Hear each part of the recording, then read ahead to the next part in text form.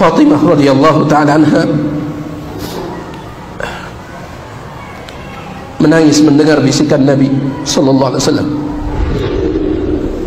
Senin 12 Rabiul Awal 11 Hijriah terjadilah musibah yang paling besar, yang gara-gara musibah tersebut seolah-olah kota Madinah menjadi gelap, kata Anas bin Malik radhiyallahu anhu. Anas bin Malik mengatakan, pada hari ketika Nabi SAW memasuki kota Madinah, saat Nabi baru tiba dari hijrah Makkah ke Madinah, di saat beliau baru sampai di kota Madinah, maka pada saat itu segala sesuatu di kota Madinah seolah-olah bersinar. Tetapi pada hari di mana beliau meninggal dunia, seolah-olah segala sesuatu menjadi gelap, kata Anas bin Malik radhiyallahu anhu. Tanggal 12 Rabiul Awal wafatnya Nabi alaihi salatu wassalam. Beliau melihat kami yang sedang salat. Beliau menyingkap tabir tersebut sambil berdiri dan melihat kami, seolah wajah beliau seperti lembaran mushaf, kata Anas bin Malik radhiyallahu anhu. Kata para ulama, maksudnya adalah saking bersihnya wajah Nabi alaihi salatu wassalam. Bahkan Nabi alaihi salatu wassalam tersenyum. Nabi alaihi salatu wassalam tersenyum melihat para sahabat. Lihat bagaimana cintanya para sahabat. Hampir-hampir saja kami akan membatalkan salat subuh kami, saking bahagianya kami melihat senyuman Nabi SAW. Sebelumnya Nabi SAW sudah membuka tirai itu sebelumnya, di salat-salat sebelumnya. Tetapi saat ini Nabi SAW membukanya sambil tersenyum, sehingga para sahabat menyangka Nabi SAW akan sembuh, akan sehat. Itu yang membuat mereka hampir saja akan membatalkan salat. Bahkan Abu Bakar pun sudah siap untuk mundur dari posisinya sebagai imam. Dan Abu Bakar menyangka bahwasanya Nabi SAW akan keluar memimpin salat sebagaimana sebelumnya. Tetapi Nabi SAW memberikan isyarat, sempurnakan salat kalian, lanjutkan salat kalian. Setelah itu beliau menutup tirai itu dan masuk kembali ke dalam rumah beliau. Para sahabat sangat bahagia sekali. Mereka tidak menyangka bahwasanya itu akan menjadi salat terakhir mereka yang dilihat oleh Nabi SAW. Mereka tidak pernah menyangka seperti itu.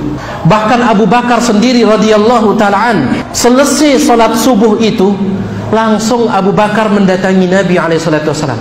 Kemudian Abu Bakar minta izin untuk meninggalkan kota Madinah, ingin menemui istri beliau yang ada di luar kota Madinah, karena dia sudah yakin Nabi SAW akan sembuh. Abu Bakar mendatangi Nabi SAW kemudian mengatakan, ya Nabi Allah, wahai Nabiullah, sesungguhnya aku melihat Anda sedang berada di dalam nikmat Allah dan karunia Allah, dan itu yang kami inginkan. Sepertinya Anda akan sembuh, wahai Rasul. Dan hari ini adalah giliran istriku yang ada di luar kota Madinah, bintu Kharijah nama istri beliau. Bolehkah saya mendatangi istri saya karena memang ini giliran dia hari ini? Nabi SAW mengatakan, na'am, silahkan. Ya. Jadi semua para sahabat itu harapan mereka besar hari tersebut Nabi SAW akan sembuh. Namun ternyata itu adalah hari terakhir mereka bersama Nabi SAW. Kemudian di waktu duha, Nabi SAW meminta seseorang untuk memanggil putri beliau Fatimah bintu Muhammad SAW. Panggil Fatimah. Maka Fatimah pun datang. Kenapa Fatimah saja yang dipanggil? Karena anak-anak beliau yang lain sudah meninggal dunia. Semua anak beliau yang lain meninggal dunia di saat beliau masih hidup. Adapun Fatimah, maka dia masih hidup setelah Nabi meninggal dunia, yaitu 6 bulan setelah Nabi SAW meninggal dunia. Fatimah. Setelah Fatimah datang, Nabi SAW meminta Fatimah mendekatkan telinganya, karena beliau ingin membisikkan sesuatu kepada Fatimah. Kemudian Nabi SAW mengatakan, membisikkan kepada Fatimah, la aral ajala illa qad iqtarab, wahai putriku, aku tidak melihat kematian kecuali sudah mendekatiku. Fattaqillaha wasbiri, wasiatku kepadamu bertakwa kepada Allah dan bersabarlah. Kalau memang hari ini adalah hari yang terakhir, maka bersabarlah. Fa inni ni'mas salafu ana laki, sesungguhnya sebaik-baik pendahulu bagimu adalah aku. Maka langsung Fatimah menangis pada saat itu. Iya.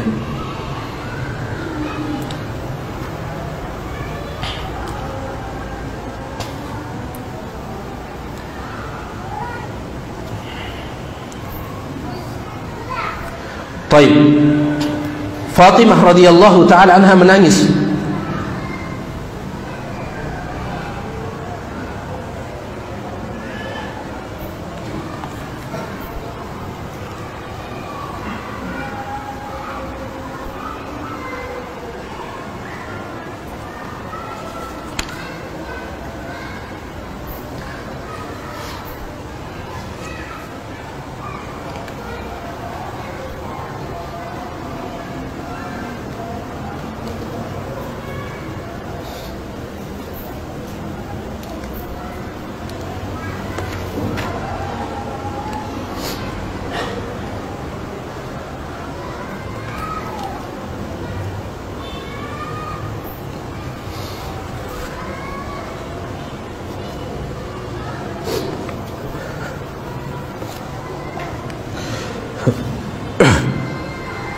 Fatimah radhiyallahu taala anha menangis mendengar bisikan Nabi sallallahu alaihi wasallam.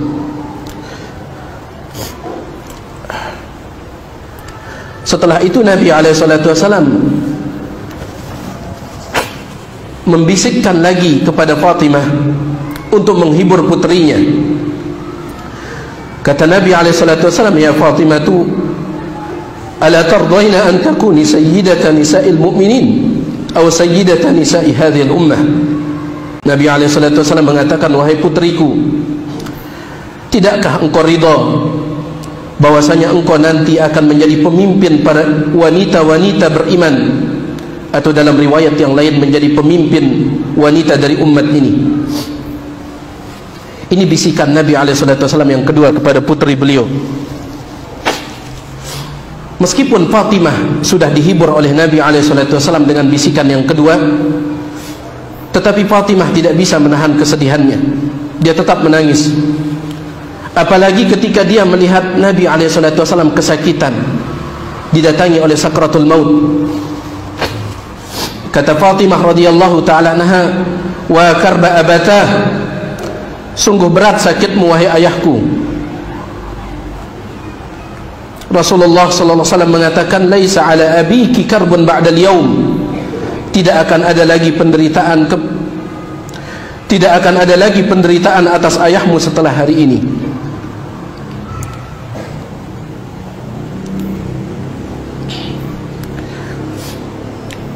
Setelah itu Nabi SAW menarik sebuah kain, kemudian beliau tutup wajah beliau karena sakit yang sangat luar biasa. Dari sini para ulama mengatakan, kalau bisa seseorang ketika dia sedang sakit, kalau bisa dia berusaha untuk tidak tampakkan sakitnya itu di hadapan orang. Nabi SAW ketika sakratul maut, beliau merasakan sakit luar biasa. Ini diperhatikan jemaah sekalian. Ada sebagian orang mengatakan bahwa Nabi SAW tidak merasakan sakit. Orang soleh ketika meninggal dunia, maka rohnya itu keluar seperti air yang keluar dari mulut kendi, tidak kesakitan. Tidak seperti itu. Semua orang yang meninggal dunia itu kesakitan. Hanya saja orang yang soleh itu lebih cepat keluar rohnya, mudah keluar rohnya.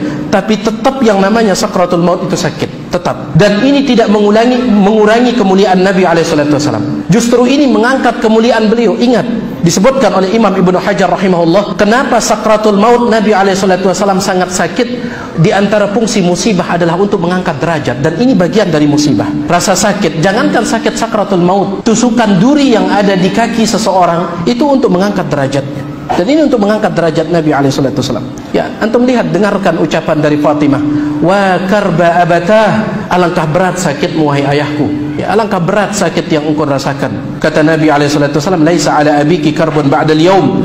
Tidak ada lagi penderitaan atas ayahmu setelah hari ini. Kemudian Nabi SAW menutup wajah beliau dengan sebuah kain, ya, karena rasa sakit yang sudah tidak tertahankan. Namun apabila Nabi SAW merasa kesulitan bernapas, beliau singkap kain itu, lalu beliau mengucapkan, "Laknatullahi alal yahudi wan nasara ittakhadhu qubur anbiya'ihim masajid." Laknat Allah terhadap orang Yahudi dan Nasrani karena mereka telah menjadikan kubur nabi-nabi mereka sebagai masjid. Subhanallah, sampai detik-detik terakhir dari hidup beliau dakwah tauhid tidak putus. Ini detik-detik terakhir, sedang sakratul maut, dakwah tauhid beliau tidak hentikan. Oleh karena itu jamaah sekalian, dakwah tauhid ini harus tetap berjalan. Ya, pembahasan akidah tidak boleh dihentikan. Kemudian setelah itu Nabi SAW berpesan tentang ibadah salat, kemudian perhatian kepada budak. Kata Aisyah radhiyallahu taala anha, "Inna min ni'amillahi alayya," termasuk di antara nikmat yang Allah anugerahkan kepadaku, anna Rasulullah sallallahu alaihi wasallam tuwfiya fi baiti. Di antara nikmat yang aku dapatkan, kata Aisyah, adalah Rasulullah sallallahu alaihi wasallam meninggal dunianya itu di rumahku. Wa fi yaumi, pas pada hari giliranku. Wa baina sahri wa nahri, antara dada dan leherku. Karena Nabi SAW beliau sandarkan kepala beliau di tubuh istri beliau Aisyah radhiyallahu anha. Wa anna Allah jama'a baina riqi wa riqihi 'inda mautih. Dan sebelum beliau meninggal dunia, Allah kumpulkan air liurku dan air liur beliau, kata Aisyah. Ya subhanallah, ini keistimewaan Aisyah radhiyallahu anha. Nabi SAW meninggal dunia di rumahnya. Pas hari gilirannya Aisyah, kemudian di pangkuannya Aisyah radhiyallahu anha, kemudian Allah satukan antara liurku dengan liur Nabi SAW. Apa maksudnya? Pada saat itu ketika Nabi bersandar di tubuhnya Aisyah, tiba-tiba saudaranya Aisyah yang bernama Abdurrahman bin Abi Bakar masuk sambil dia membawa siwak. Maka Nabi SAW faraaituhu yanzuru ilaih. Nabi SAW terus menerus melihat siwak yang dibawa oleh Abdurrahman bin Abi Bakar. Wa aradtu annahu yuhibbu siwak. Maka aku pun paham, kata Aisyah, Nabi SAW menginginkan siwak itu. Fakultu akhudhuhu laka. Aku pun berkata, ya Rasulullah, aku ambilkan untuk anda. Fa asyara bi ra'sihi an-na'am. Maka Nabi SAW hanya menganggukkan kepala. Untuk berbicara pun sudah sulit, ya. Oleh karena itu sebagian ulama mengatakan ketika kita mentalkinkan orang yang sedang sakaratul maut, la ilaha illallah, terkadang dia menjawab dengan ucapan, terkadang. Namun terkadang dia menjawab dengan isyarat. Artinya kalau dia sudah menjawab, hentikan talkinnya, kecuali kalau setelah itu dia mengucapkan kalimat lain selain daripada itu. Terkadang dia menjawab dengan isyarat sebagaimana disebutkan oleh Syekh Ibnu Utsaimin. Karena di saat sakaratul maut itu sulit bagi seorang untuk berbicara. Pernah saya ceritakan kepada antum, saya pernah mentalkinkan seseorang yang sedang sakaratul maut. Kebetulan beliau, ya, saat beliau sakit itu beliau tidurnya di samping tembok. Saya talkinkan la ilaha illallah, maka dia masukkan tangannya ke dalam mulutnya sampai basah telunjuknya dengan liurnya. Setelah itu dia tuliskan la ilaha illallah di tembok, baru meninggal dunia. Dia tuliskan la ilaha illallah di tembok, baru meninggal dunia. Saya tidak mendengar dia mengucapkan kalimat itu, tapi saya melihat tulisannya la ilaha illallah dengan air liurnya. Syekh Ibnu Utsaimin mengatakan terkadang seseorang tidak menjawab dengan lisannya karena sulit. Ini kondisi sulit, jemaah sekalian.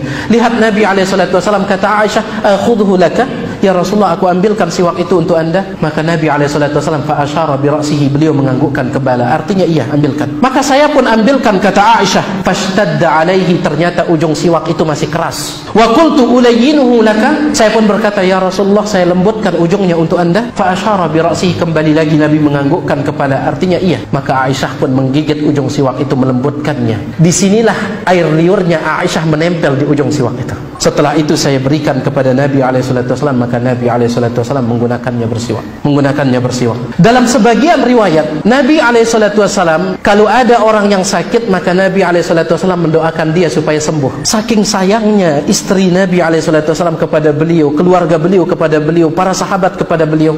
Di hari tersebut, di saat Nabi SAW sedang bersandar di tubuh Aisyah, ada seseorang berusaha meruqyah Nabi SAW, berusaha mendoakan Nabi supaya beliau diberikan kesembuhan. Maka Nabi SAW menepis tangan orang itu, karena orang itu meletakkan tangannya di tubuh Nabi SAW. Nabi SAW singkirkan tangannya sambil mengatakan, Allahumma gfirli warhamni, ya Allah, ampunilah aku dan sayangilah aku, wa alhiqni birrafiq, dan gabungkanlah aku bersama orang-orang yang engkau berikan nikmat. Dalam sebagian riwayat, Allahumma rafiqul a'la, Allahumma rafiqul a'la, Allahumma rafiqul a'la. Dalam sebagian riwayat, firrafiqil a'la, bersama orang-orang yang berada di tingkatan yang paling tinggi, hatta qubidha wa malat yaduh, sampai tangan Nabi SAW lemas, tangan Nabi SAW. Artinya beliau sudah meninggal dunia. Aisyah radhiyallahu anha pada saat itu menyangka Nabi sedang pingsan.